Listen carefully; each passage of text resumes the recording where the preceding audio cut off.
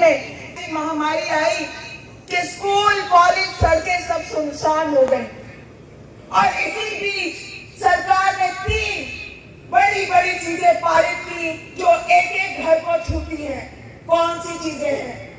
किसानों के farm bills, labour code laws और तीसरी शिक्षा नीति। शिक्षा नीति ऐसी चीज है जो एक एक घर को छूती है। जब सरकारों को चाहिए था कि वो ये देखे कि बंद कॉलेज और बंद स्कूलों के बावजूद शिक्षा कैसे हो पाएगी, कैसे मुहैया करवाया जाए गैजेट। मैं तो ये समझती हूँ कि मैं दिल्ली विश्वविद्यालय से आ रही हूँ, मिरांडा हाउस कॉलेज में पढ़ा रही हूँ। हमारे भी तमाम स्टूडेंट्स ऐसे हैं जिनके पास लैपटॉप और कंप्यूटर नहीं है। विचार में रहती हूँ कि कैसे मुहैया करवाएं इंटरनेट सबको, कैसे मुहैया करवाएं मोबाइल सबको। सरकार नेशनल एजुकेशन 2020 थोप रही थी। कैबिनेट से 29 जुलाई 2020 को सरकार ने शिक्षा नीति को पारित किया और 24 घंटे में इसके बारे में 2 डॉक्यूमेंट आए। बड़े शर्म की बात है, सरकार रिलीज कर रही है और 24 घंटे में डॉक्यूमेंट भी चेंज हो जाता है। साथियों, मैं ये कहती हूँ कि शिक्षा नीति का पारित होना, जिस तरीके से वो पारित हुआ है, वही हमारे कॉन्स्टिट्यूशन के खिलाफ है, हमारे पार्लियामेंट्री अवहेलना है। पार्लियामेंट में बात जाती, संसद में चर्चा होती तो स्टेट गवर्नमेंट्स को मौका मिलता अपनी बात को कहने का।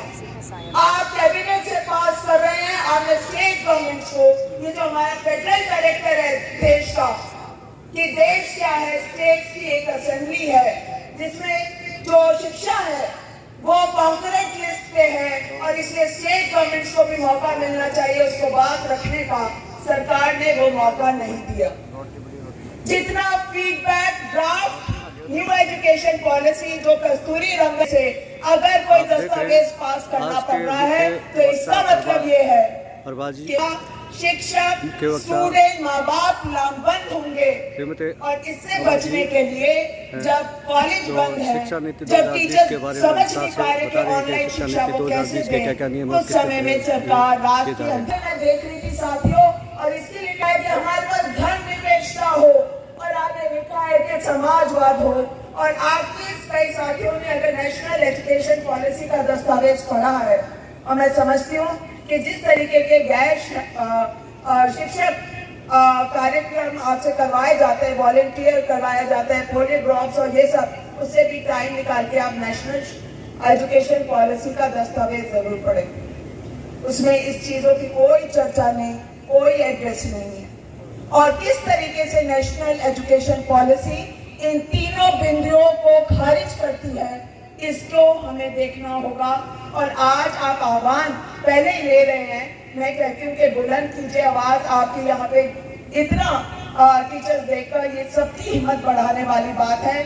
टीचर्स आज शिक्षा बचाने निकले हैं, क्योंकि शिक्षा ही नेशनल एजुकेशन पॉलिसी की क्या मुख्य बिंदु हैं, मैं उनके बारे में कुछ कह दूं। जो हमारा कोठारी कमीशन था उसने कहा कॉमन स्कूल सिस्टम होना चाहिए, उसका गोल था कॉमन स्कूल सिस्टम। उसने कहा कि बहुत लेयर्स के स्कूल हो गए हैं, हमें कॉमन स्कूल की तरफ चलना चाहिए, क्योंकि जो कॉन्स्टिट्यूशन है वो एजुकेशन को पब्लिक गुड मानता है। यानी कि वो ये कहता है कि सरकारों का निवेश होना चाहिए, क्योंकि शिक्षा ये तरीका है डेमोक्रेसी को स्ट्रेंथन करने का। जो हाशिए पे खड़े लोग हैं उनको मेन स्ट्रीम में लाने का, मुख्य धारा से जोड़ने का।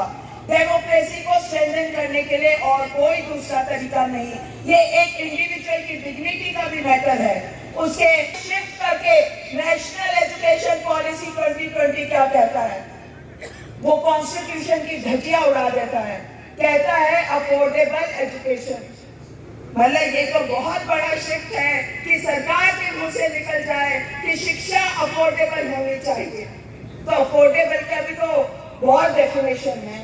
आप सबको, आप स्कूलों में पढ़ाते हैं, आपको पता है कि किस तरीके से सरकारी स्कूलों के अंदर हायरार्की है और कैसे पब्लिक और प्राइवेट स्कूलों की भी हायरार्की है। और वो वर्ग वर्गीय एक डिवीजन है, क्लास का डिवीजन है, वो कास्ट का भी डिवीजन है।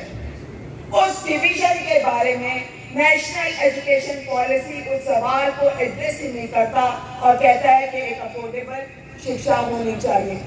दूसरी चीज, मैं इसी तरीके से बहुत समय पहले हरियाणा में गई थी साथियों, और वहां पे भी टीचर्स ने बात रखी और कुछ महिला टीचर्स ने आके बोला कि जब बच्ची 8वीं में होने लगती है, 7वीं में होने लगती है, सबसे ज्यादा लड़कियों की संख्या में स्कूलों में ड्रॉप होता है, क्योंकि एक टॉयलेट है वो भी बंद रहता है और वो भी गंदा ही होता है, टीचर भी परेशान है सबसे, लेकिन ये ड्रॉप होने लगता है नंबर।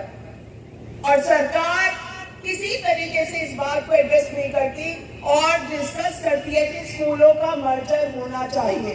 जो छोटे स्कूल हैं उनको कंसोलिडेशन के नाम पे उनको इकट्ठा करना चाहिए। सरकार जब ये बात कह रही है तो कहीं पे हमने सोचा कोई एग्जाम्पल देगी कि क्या उससे गुणवत्ता बढ़ेगी।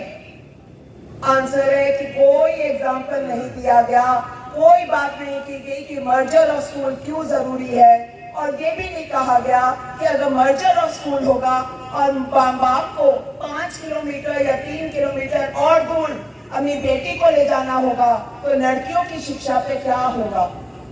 और अगर सरकारी स्कूल बंद होता है, अगर आप पढ़ेंगे तो ये है कि वो ऑनलाइन शिक्षा के ऊपर जोर देता है।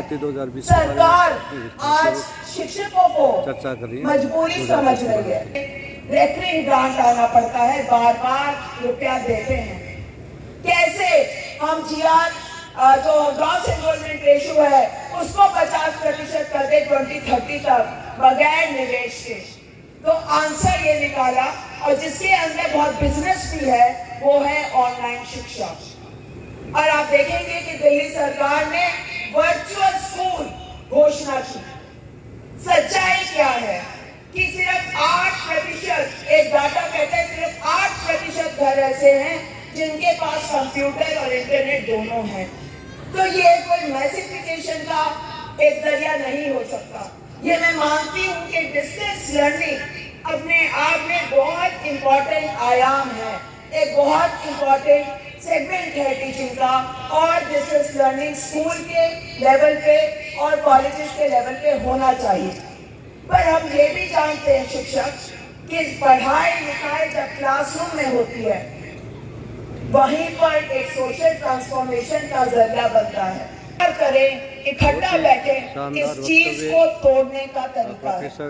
मैं आपको बताना चाहती हूँ दोबारा कि मैं तो महिला कॉलेज से हूँ, कैसे मैं एग्जाम दे दूँ। वैसे तो सारे समय बच्चे अपने को ऑफ रखते थे। प्रैक्टिकल एग्जाम के दौरान प्रैक्टिकल एग्जाम दे कि वो अपनी पढ़ाई पे तवज्जो दे पाए, या आप ये कहिए कि घर में उसकी पढ़ाई से कोई लेना ही देना नहीं हो रहा।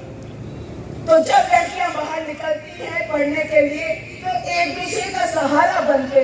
मुझे लगता है कि माँ बाप अगर 8वीं के बाद ड्रॉप करना चाहते हैं तो वो लड़ झगड़ के संविधान में एजुकेशन को सोशल ट्रांसफॉर्मेशन का सामाजिक बदलाव जो हमें एक इक्विटी क्लासरूम बिजनेस बढ़ाने का जरिया है, मासिफिकेशन का जरिया नहीं है।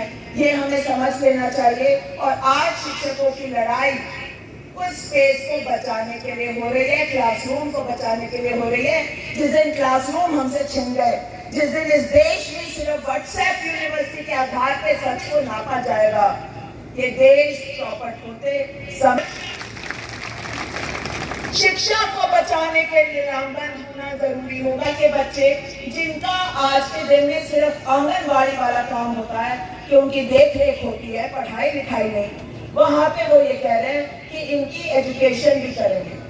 अब बहुत सारे शिक्षक और जो साइकोलॉजिस्ट हैं वो ये कह रहे हैं कि नहीं, चाइल्ड को उस समय, बच्चे को उस समय प्रेशर में नहीं डालना चाहिए और इस तरीके की शिक्षा की कोई जरूरत नहीं। वैसे भी सरकार भी 8 साल की शिक्षा दे नहीं पा रही, 3 साल की कैसे देगी? तो सरकार का इसमें क्या जवाब है? सरकार का जवाब ये है कि ये वॉलंटियर्स काम करेंगे। तो ये वॉलंटियर्स कौन होंगे? टीचर से अगर हम पैरा टीचर पे आए और पैरा टीचर से हम वॉलंटियर पे आए तो जो बचा हुआ टीचर है वो वॉलंटियर ही बनेगा। और आप उठाएंगे झोला पोलियो का, आप उठाएंगे झोला कोविड वैक्सीन का और आप टीकाकरण करेंगे, क्योंकि इस सरकार की समझ में नहीं आ रहा कि टीचर की जरूरत क्यों है, और क्योंकि वो टीचर को रिप्लेस करना चाहता है वॉलंटियर्स। तो ये वॉलंटियर कौन होगा?